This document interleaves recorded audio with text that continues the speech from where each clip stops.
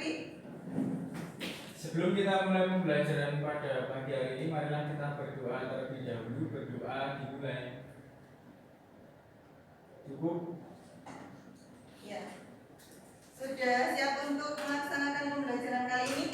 Ya. Dari mana ini? Hasan? Terlambat? Oh ya, itu yang tenang ya. Iya, Bu. Nah, sebelum kita mulai pembelajaran kali ini, silahkan bukunya, alat tulisnya dipersiapkan supaya kita bisa belajar dengan maksimal. Tuh, silakan. Laptop nggak apa-apa ya, Bu? Nggak apa-apa, laptop nggak apa-apa. Nela, mana alat tulisnya? Ini Bu tadi di Elsa nggak Astagfirullahaladzim. Ya, kalau pinjam dikembalikan ya, Elsa. Ya, biasa tuh bayar saya itu. Ya, ini hadir semua ya, anak. Tidak Bu, Siapa yang tidak hadir? Mas Iwan, Mas Iwan juga. Iwan. Terus siapa lagi? Mas Iwan. Lalu, Aulina. kenapa itu? Sama Ibu. Kalau Mas Sudah Iwan, ada izinnya ya? ya kalau Mas Iwan pakai baju pramuka tadi, Bu. Oh, salah seragam ya? Salah seragam. Ya. Untuk pertemuan minggu lalu kita sudah pelajari tentang apa? Anak-anak? Minggu lalu pengertian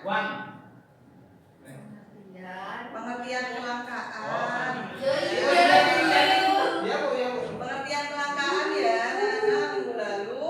Ini dipelajari lagi loh, kok sudah lupa ya? Ya Bu, maaf ya Bu. Ya, jadi untuk pengertian kelangkaan itu suatu sumber daya alam itu tidak mencukupi kebutuhan dari kita. Jadi kebutuhan kita itu banyak, tidak terbatas. Tetapi sumber daya alam yang ada itu terbatas sehingga tidak semuanya dapat terpenuhi. Itulah mengapa kita harus menggunakan sumber daya alam yang ada secara bijaksana, hemat dan tidak boros. Jadi kalau menggunakan sesuatu itu sesuai porsinya, jangan boros. Itu ya. Itu ya.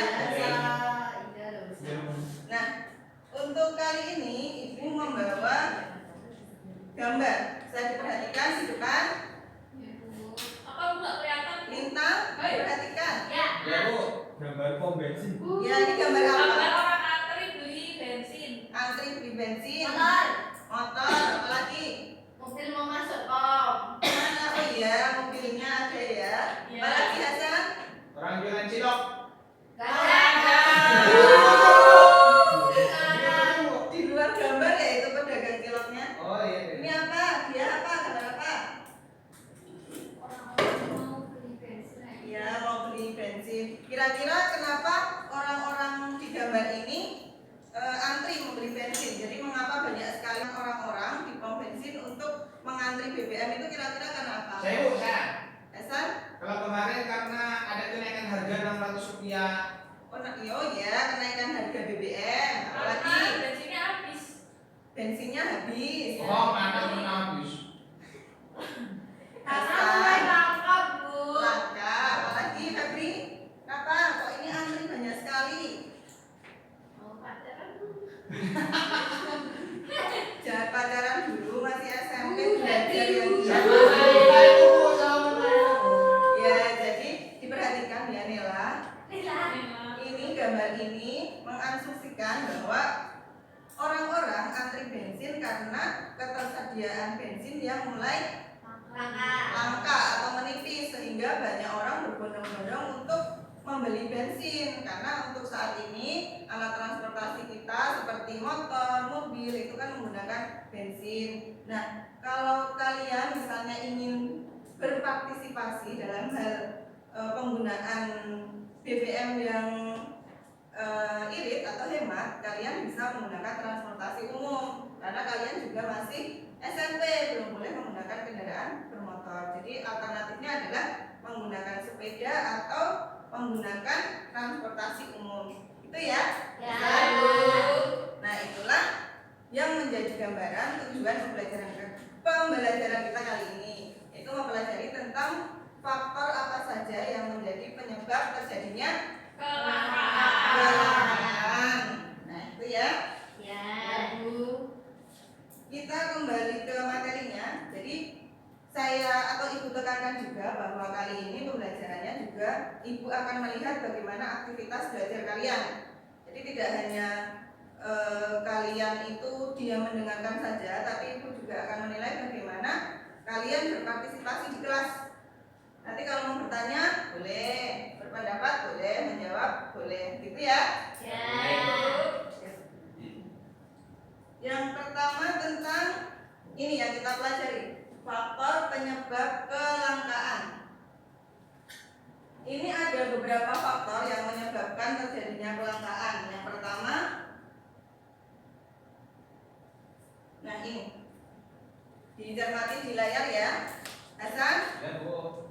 Yang pertama, pertumbuhan penduduk yang terus meningkat.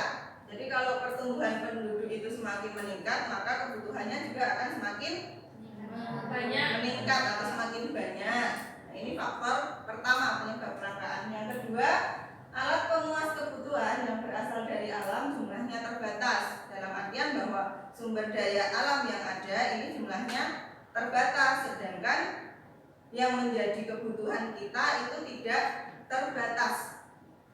Itu untuk poin 2. Kemudian yang ketiga, kerusakan ekosistem alam. Suatu ekosistem alam yang rusak itu juga dapat mengakibatkan terjadinya kelangkaan. Yang pertama misalnya hutan yang diubah fungsinya menjadi ladang atau kebun, sehingga yang fungsinya itu hutan malah diubah menjadi misalnya untuk bercocok tanam, itu sudah mengalihfungsikan kegunaan hutan. Nah, itu juga akan mengakibatkan terjadinya kelangkaan. Yang kedua, perombakan hutan sebagai ladang atau kebun, nah itu juga dapat merusak ekosistem alam. Bisa jadi juga mengakibatkan suatu kebakaran hutan, misalnya tiba-tiba sedang musim kemarau, lalu karena ada panas dan lain sebagainya, atau misalnya ada pengalihfungsian hutan sebagai apa ya, biasanya di ladang ini ya, di hutan sawit ya, banyak dibakar. Nah, itu bisa mengakibatkan kerusakan ekosistem alam yang berpengaruh pada kelangkaan. Ya, ini harus fokus ya ini. Fokus, Bu. Ya, fokus. Yang keempat dan kelima, ini tentang perkembangan iptek. Perkembangan iptek yang tidak merata juga dapat mengakibatkan terjadinya kelangkaan. Misalnya suatu negara yang ipteknya bagus itu biasanya memaksimalkan bagaimana caranya untuk memenuhi kebutuhan dengan cara-cara yang sudah lebih maju. Kemudian yang terakhir, kecakapan sumber daya manusia. Ini terkait dengan SDM dan juga teknologi. Jadi kalau SDM-nya bagus, bisa mengelola teknologi dengan baik, maka untuk kelangkaan sendiri dapat diminimalisir. Tapi kalau sebaliknya ya bisa mengakibatkan terjadinya kelangkaan. Nah, untuk materi hari ini, sebelum kita melanjutkan, ada yang ingin ditanyakan? Lintang ada? Sudah jelas belum? Ada, Bu. Ya, Lela. Bu, apakah keragaman potensi sumber daya alam itu bisa memicu suatu kelangkaan? Ya, ini teman kalian Lela bertanya, kalau perbedaan sumber daya alam atau potensi sumber daya alam antar daerah itu bisa menyebabkan atau menjadi faktor kelangkaan tidak? Saya mau jawab, Bu. Oh iya, Elsa. Bisa, Bu, karena sumber daya satu wilayah dan wilayah lain itu berbeda. Ya, ada jawaban lain? Saya mau menambahkan. Ya. Jadi saya setuju dengan pendapat Elsa, karena perbedaan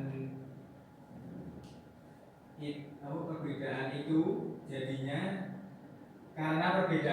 jadinya suatu wilayah bisa kekurangan SDA, tapi di wilayah lain tidak. Ya, betul sekali.